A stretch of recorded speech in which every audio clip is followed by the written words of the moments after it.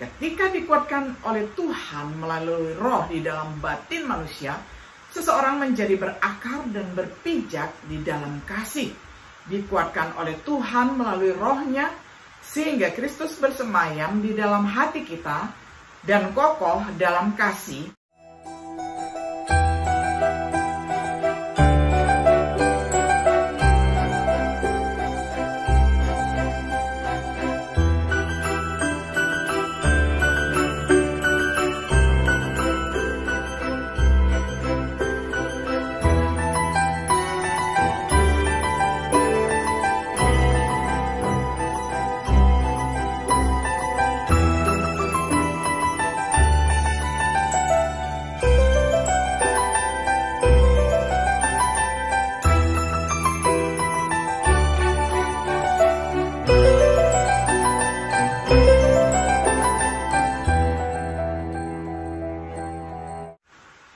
Shalom sahabat Biblika yang dikasihi oleh Tuhan. Senang sekali hari ini kita dapat berjumpa kembali di dalam acara Refleksi Sahabat Biblika. Pada hari ini kita tiba pada episode yang ke-11 di dalam serial pembahasan kitab Efesus dengan tema Doa kedua Paulus untuk Jemaat Efesus. Kita akan membaca firman Tuhan dari Efesus pasal 3 ayat 14 hingga ayat yang ke-21.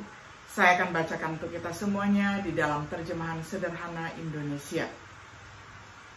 Oleh sebab itulah, saya sujud berdoa kepada Bapa dari penguasa kita Kristus Yesus, yang juga menjadi Bapa kita semua, baik kita yang ada di bumi maupun setiap makhluk yang ada di setiap tingkat surga dan langit. Saya berdoa bagi kalian, ya Allah Bapa, dengan kekuatan-Mu yang mulia dan tidak terbatas. Tolong kuatkan hati setiap anggota jemaat di Efesus melalui roh-Mu dalam diri mereka masing-masing. Biarlah Kristus hidup dalam hati mereka melalui keyakinan mereka kepadanya. Seperti juga doaku untuk semua orang lain yang sudah Engkau sucikan karena percaya kepada Kristus. Kiranya kasih-Mu menjadi dasar kehidupan mereka, agar mereka mengerti betapa lebar, panjang, tinggi, dan dalamnya kasih Kristus kepada kami. Ya Bapa, aku tahu bahwa kasih Kristus terlalu sulit untuk kami pahami, tetapi ajarlah kami mengerti kasih itu, supaya kami selalu menikmati kehadiran dan kuasa-Mu bersama kami. Aku percaya bahwa Engkau ya Allah, mampu melakukan jauh lebih besar daripada yang dapat kami minta atau pikirkan. Sebab kuasa-Mu yang luar biasa bekerja dalam hidup kami masing-masing. Biarlah kami seluruh jemaat-Mu selalu memuliakan Engkau, dan kiranya Engkau dipuji-puji oleh semua orang dari segala zaman, karena Engkau sudah mengutus Kristus Yesus, anak-Mu. Amin. Sampai sedemikian jauh pembacaan firman Tuhan dari Efesus 3 ayat 14 hingga ayatnya yang ke-21. Sahabat Biblika yang dikasihi oleh Tuhan, dalam pelajaran sebelumnya, kita melihat di mana Paulus akan memulai doanya yang kedua untuk jemaat di Efesus. Namun dia menyela dirinya sendiri ketika menggambarkan dirinya sebagai tawanan Yesus Kristus bagi kamu orang-orang bukan Yahudi. Agar mereka tidak terganggu oleh kesengsaraan apapun yang dia alami sebagai tahanan. Efesus 3 ayat 13. Paulus menekankan fakta bahwa kerasulannya kepada orang bukan Yahudi, bahkan dengan kesengsaraannya, adalah hadiah baginya melalui kasih karunia Allah yang luar biasa. Efesus 3 ayat 2-7. Tujuannya adalah untuk memberitakan di antara orang-orang bukan Yahudi kekayaan Kristus yang tidak terduga. Efesus 3 ayat 8-11. Bahwa di dalam Kristus ia memiliki keberanian dan akses dengan keyakinan melalui iman di dalam Kristus. Efesus 3 ayat 12. Setelah menyelesaikan instruksi singkatnya di dalam Efesus 3 ayat 14-21, Paulus sekarang melanjutkan dengan doanya yang kedua untuk jemaat di Efesus. Yang pertama adalah di Efesus 1 ayat 15-23. Ungkapan untuk alasan ini. Efesus 3 ayat 14 juga Efesus 3 ayat 1 menunjukkan bahwa Paulus mengungkapkan doanya sebagai tanggapan atas hal-hal yang disebutkan sebelumnya, seperti keselamatan yang luar biasa oleh kasih karunia melalui iman. Efesus 2 ayat 1-10. Karya Kristus di kayu salib, di mana orang-orang bukan Yahudi sekarang dapat menjadi sesama ahli waris dari tubuh yang sama dan mendapat bagian dari janjinya. Efesus 2 ayat 11-22, pasal 3 ayat 6, dengan rasa syukur di dalam hatinya atas kasih karunia Allah terhadap bangsa-bangsa lain. Paulus sekarang berdoa untuk mereka, dimulai dengan pertama, berlutut ataupun bersujud di dalam ayat 14-15. Posisi dalam doa ini Paulus berlutut, suatu sikap dalam doa yang biasa ditemukan di seluruh kitab suci. Bisa dibaca di dalam Lukas 22 ayat 41, Kisah Para Rasul 9 ayat 40, pasal 20 ayat 36, pasal 21 ayat 5. Namun, tampaknya tidak ada postur resmi dalam hal berdoa. Salomo berdiri ketika dia berdoa untuk mendedikasikan bait suci. 1 Raja-Raja 8 ayat 22. Daud duduk di hadapan Tuhan ketika dia berdoa tentang masa depan kerajaannya. 1 Tawarik 17 ayat 16. Yesus jatuh tersungkur ketika dia berdoa di Taman Getsemani. Matius 26 ayat 39. Para pihak dalam doa. Pola dan contoh doa di gereja perjanjian baru adalah untuk Bapa. Efesus 3 ayat 14, kemudian pasal 5 ayat 20. Dalam nama atau melalui Tuhan Yesus Kristus. Efesus 5 ayat 20, Kolose 3 ayat 17.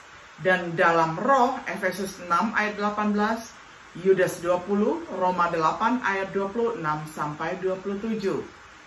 Ada sedikit bukti bahwa seseorang berdoa kepada Yesus, bahkan lebih sedikit lagi tentang berdoa kepada Roh Kudus. Jelas kepada Bapa, kepada siapa kita harus menyampaikan doa-doa kita. Matius 6 ayat 9. Kepada Bapa, kemudian Paulus menyampaikan doanya. Doa itu sendiri dibagi menjadi 3 bagian, ditunjukkan dalam bahasa Yunani dengan kata hina dan seperti tangga dengan 3 langkah. Setiap langkah mengarah ke berikutnya. Yang kedua, petisi ataupun pengulangan di dalam ayat 16-19 dikuatkan oleh Roh Tuhan. Ayat 16-17, Paulus telah menyebutkan sebelumnya tentang kuasa Tuhan terhadap kata yang percaya. Efesus 1 ayat 19, dan sekarang dia berdoa agar jemaat Efesus dapat dikuatkan dengan kekuatan. Kekuatan yang demikian adalah menurut kekayaan kemuliaannya. Kekuatan yang diberikan melalui rohnya di dalam manusia batinia. Tubuh seorang Kristen adalah bait Roh Kudus yang ada di dalam kamu. 1 Korintus 6 ayat 19. Salah satu rancangan dari roh yang berdiam adalah untuk membantu seseorang mematikan perbuatan-perbuatan tubuh. Roma 8 ayat 11 hingga ayatnya yang ke-13. Tetapi tujuan dari penguatan oleh roh dalam teks kita ini adalah untuk tujuan yang berbeda. Yang pertama diisyaratkan dalam ayat 17. Pertama, agar Kristus diam di dalam hatimu oleh iman, sampai tingkat Allah menguatkan oleh roh manusia batinia, orang percaya, sehingga dikatakan bahwa Kristus sendiri berdiam di dalam hati orang percaya. Jadi roh adalah agen instrumental yang dengannya Kristus mendiami orang percaya. Sama seperti Efesus 2 ayat 22, menyarankan roh adalah agen instrumental yang dengannya Allah mendiami gerejanya. Kedua, agar mereka berakar dan berpijak pada kasih. Salah satu pekerjaan Roh Kudus dalam kehidupan orang percaya adalah menanamkan kasih Allah di dalam hati. Roma 5 ayat 5, Galatia 5 ayat 22. Ketika dikuatkan oleh Tuhan melalui roh di dalam batin manusia, seseorang menjadi berakar dan berpijak di dalam kasih. Dikuatkan oleh Tuhan melalui rohnya, sehingga Kristus bersemayam di dalam hati kita dan kokoh dalam kasih. Langkah selanjutnya adalah untuk memahami kasih Kristus ayat 18-19a. Mungkin bisa. Kata mampu berarti sangat mampu, memiliki kekuatan penuh. Demikian doa memohon kekuatan di bagian pertama doa, Efesus 3 ayat 16. Untuk memahami, yaitu untuk memahami seperti yang Paulus katakan kemudian di ayat 19. Untuk mengetahui, ini adalah kasih Kristus yang Paulus doakan agar kita kuat untuk menggenggam. Dia ingin kita tahu segalanya tentang cinta yang indah ini, lebar dan dalam. Tetapi kasih Kristus ini adalah sesuatu yang melewati pengetahuan. Bagaimana mungkin bagi kita untuk mengenal kasih Kristus jika itu melampaui pengetahuan? Hanya dalam arti bahwa tidak peduli seberapa banyak kita belajar tentang kasih Kristus, bahkan dengan kekuatan yang diberikan oleh Roh Allah, selalu ada lebih banyak lagi untuk dipahami. Ada pengetahuan nyata tentang kasih Kristus yang mungkin bagi kita, pengetahuan yang mampu bertambah karena kita semakin diperkuat oleh kekuatan di dalam diri manusia. Sementara pengetahuan yang lengkap atau menyeluruh harus tetap berada di luar kemampuan kita. Hanya ketika kita mulai mengenal kasih Kristus yang melewati pengetahuan, kita mulai mengalami langkah terakhir yang didoakan oleh Rasul Paulus, yaitu diisi dengan segala kemudahan Tuhan, ayat 19b. Ini adalah tujuan dari semua yang telah dikatakan sebelumnya. Seseorang mulai dipenuhi dengan seluruh kepenuhan Allah saat mereka dikuatkan oleh Allah, yaitu Bapa, yaitu melalui Roh-Nya, yaitu Roh Tuhan, di mana di dalam hati mereka dapat tinggal Kristus, yaitu Anak. Dengan bantuan Allah Tritunggal, maka seseorang dipenuhi semakin mereka mulai memahami kasih Kristus yang luar biasa, karena di dalam Dia bersemayam seluruh kepenuhan ketuhanan secara jasmani. Kolose 2 ayat 9. Begitulah petisi yang Paulus buat atas nama jemaat di Efesus, agar mereka dikuatkan oleh Roh Tuhan, sehingga mereka dapat memahami kasih Kristus, dan dengan demikian dipenuhi dengan semua kepenuhan Tuhan. Apakah Tuhan mampu untuk memenuhi pertolongan ini, permohonan ini? Tidak ada keraguan dalam pikiran Paulus. Seperti yang kita lihat, dia menutup doa dengan doksologi di dalam ayat 20-21. Kemuliaan bagi Tuhan untuk apa yang Dia mampu lakukan, ayat 20. Ketika Paulus menganggap pujian bagi Tuhan, dia melakukannya untuk apa yang dia yakini Tuhan mampu lakukan, seperti yang diungkapkan Paulus. Kemampuan untuk melakukan Allah adalah jauh lebih banyak daripada yang kita doakan atau pikirkan. Jauh melampaui imajinasi kita, menurut kuasa yang bekerja di dalam kita. Efesus 1 ayat 19, kemudian pasal 3 ayat 16. Kemuliaan bagi Tuhan di gereja oleh Kristus Yesus selamanya, ayat 21. Paulus melihat gereja sebagai sarana yang dengannya banyak kemuliaan dapat diberikan kepada Allah. Tentu saja jika doa Paulus dijawab, bahwa semua orang kudus dapat memahami kasih Kristus. Efesus 3 ayat 18. Agar mereka semua dipenuhi dengan segala kepenuhan Allah. Efesus 3 ayat 19. Gereja akan memiliki potensi untuk membawa banyak kemuliaan bagi Allah. 2 Tesalonika 1 ayat 11-12. Tentu saja potensi seperti itu hanya akan datang oleh Kristus Yesus. Tetapi jika iya, maka itu akan menjadi sepanjang zaman, dunia tanpa akhir. Sebagai kesimpulan, apakah kita ingin memuliakan Tuhan sepanjang zaman, dunia tanpa akhir? Kita harus mengingat semua hal yang telah kita pertimbangkan ataupun kita pelajari di dalam Efesus pasal pertama hingga pasal yang ketiga.